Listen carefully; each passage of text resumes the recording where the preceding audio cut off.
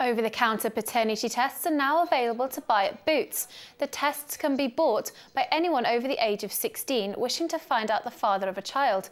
Connor Garcia is with us today explaining the process. So Connor, tell us what makes these kits so useful.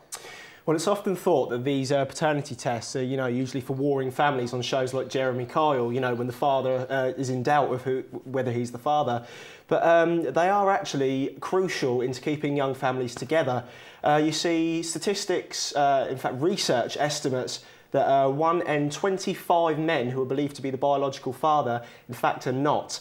Couple this with the 50,000 birth certificates that are signed without a father's name in the UK every year, it can really provide some peace of mind for the unsure parents. So why are these kits available over the counter rather than through a GP or doctor? Well, it's actually down to the simplicity of the tests. You see, what would happen is the customer would have to go out and purchase one of these tests.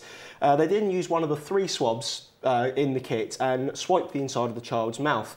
They then do the same process on each other.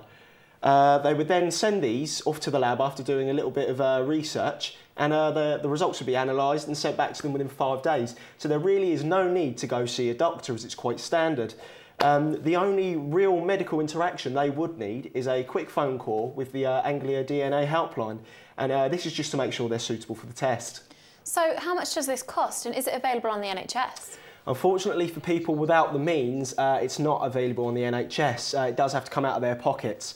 But the cost actually comes in 2 parts. The person would have to go out and purchase one of these kits from a high street Boots for just under £30.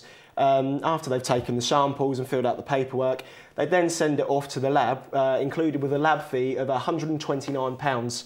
So overall, it does make the whole test £160. Wow, well, thank you, Connor. Thank you, Mel.